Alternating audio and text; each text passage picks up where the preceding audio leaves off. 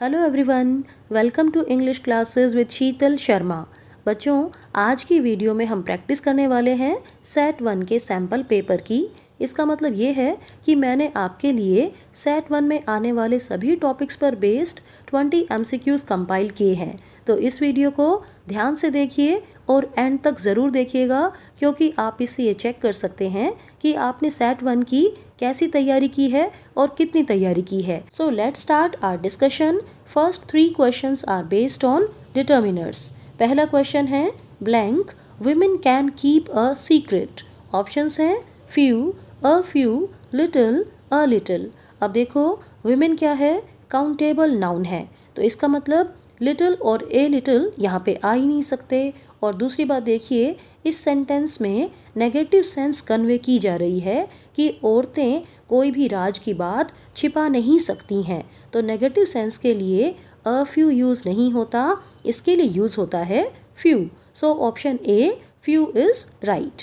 अगला सेंटेंस है there is not blank food in the house. Options हैं many, much, few, सम।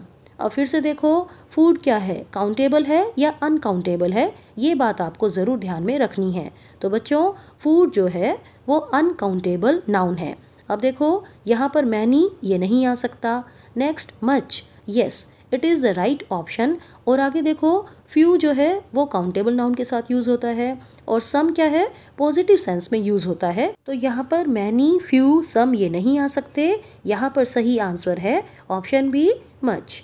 Next sentence है her father was blank eminent artist. Options हैं a, an, the, no article. अब यहाँ पर देखिए, एमिनेंट को बोलते हुए जो साउंड आ रही है वो है वाउल साउंड, तो इसीलिए राइट ऑप्शन है option B, an. Her father was an eminent artist. आगे चलते हैं।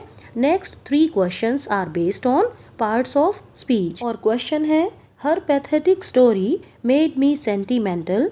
Identify which word serves as a noun in the above sentence. आपको ये बताना है कि इस सेंटेंस में कौन सा वर्ड है जो नाउन का काम कर रहा है।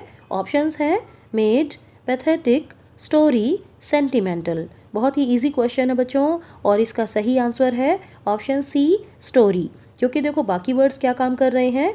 मेड क्या है? वर्ब है। पैथेटिक और सेंटिमेंटल यहाँ पर एडजेक्टिव का काम कर रहे हैं। चलिए आगे बढ़ते हैं। नेक्स्ट क्वेश्चन है radioactivity was discovered by Henry in 1896। यहाँ पर आपको ये बताना है कि कौन सा वर्ड वर्ब का काम कर रहा है।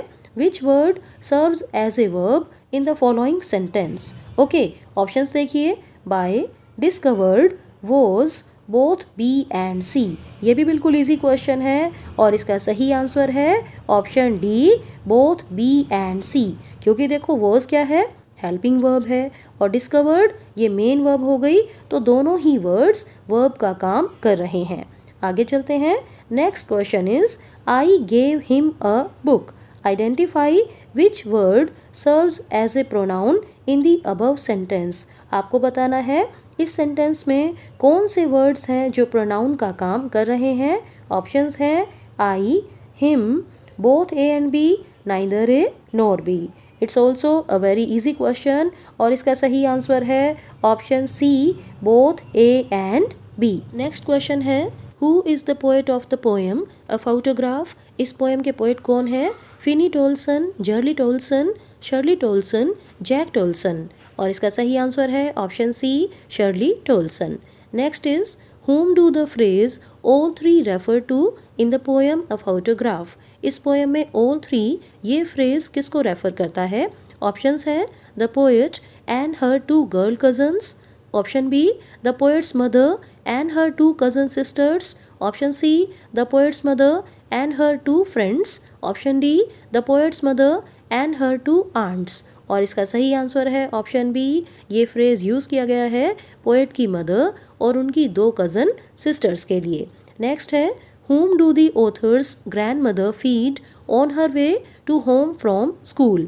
This question has been taken from the chapter the portrait of a lady, और इसके राइटर हैं खुशवंत सिंह।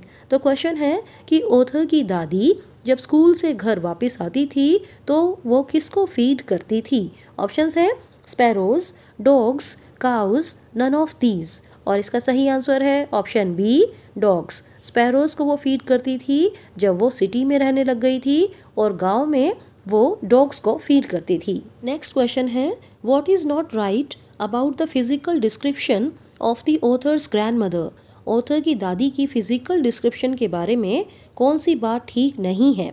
ऑप्शंस हैं very old, short and fat, young and pretty, slightly bent. ध्यान से देखिएगा बच्चों सभी ऑप्शंस को।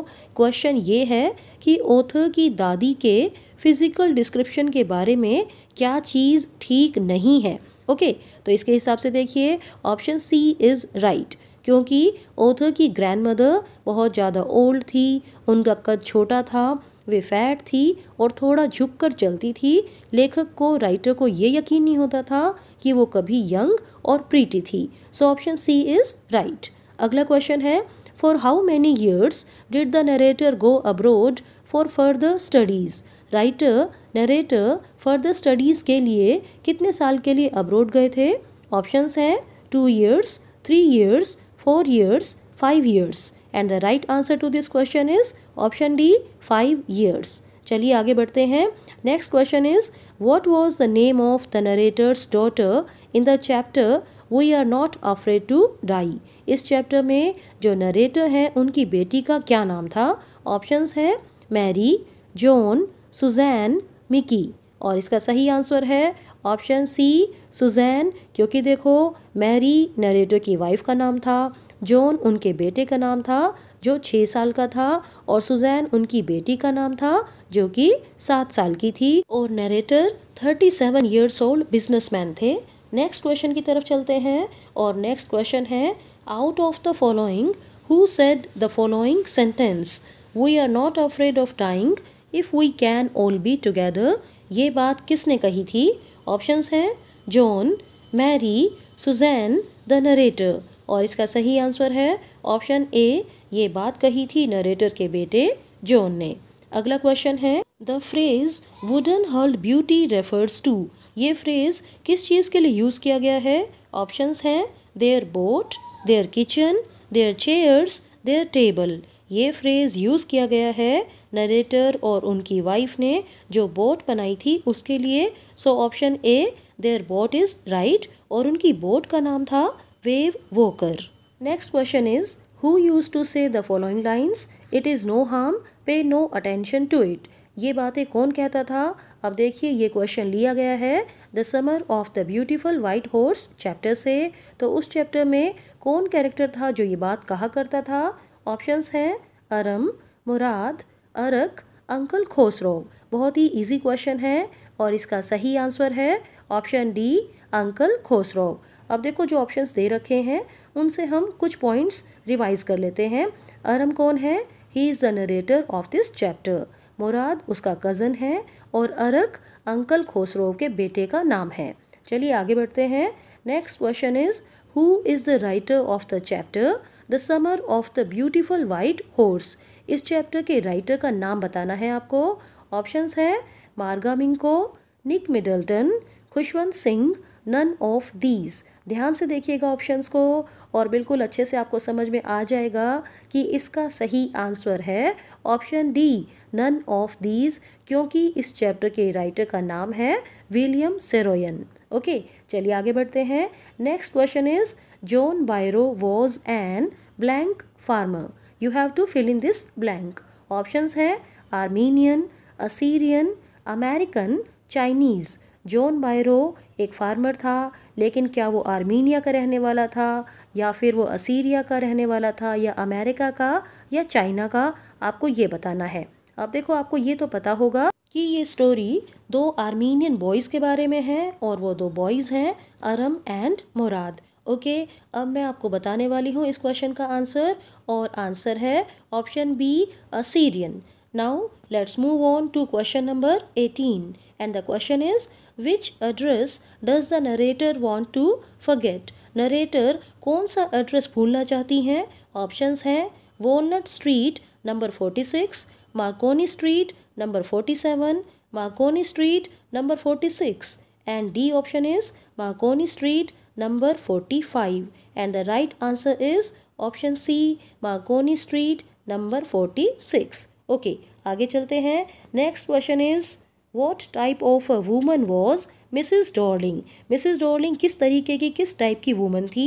ऑप्शंस है greedy, opportunist, cruel, all of these.